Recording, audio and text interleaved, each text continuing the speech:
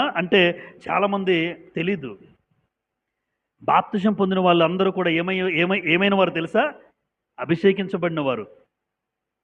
మొన్నొక సహోదరుడు అంటున్నాడు, "బ్రదర్ మీరు అభిషేకించబడ్డారా?" చూడండి. అంటే పాత నిబంధనలు ఇంక అలా స్టాంపే. నా తర్వాత నా కొడుకే యాజకుడు రావాలి. మీ సంఘంలోంచి ఎవరు తయారవ్వకూడదు. ఎంత ఎంత అన్యాయం చూడండి.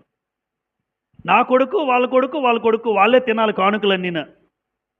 అలాంటి పరిచర్యలు లేవనుకుంటున్నారేంటి?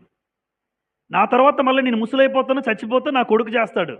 అంతేగాని సంఘంలోంచి ఎవరు తయారవ్వకూడదా? అది లోకంలో చూడండి. అది ఎంత దారుణం అంటే.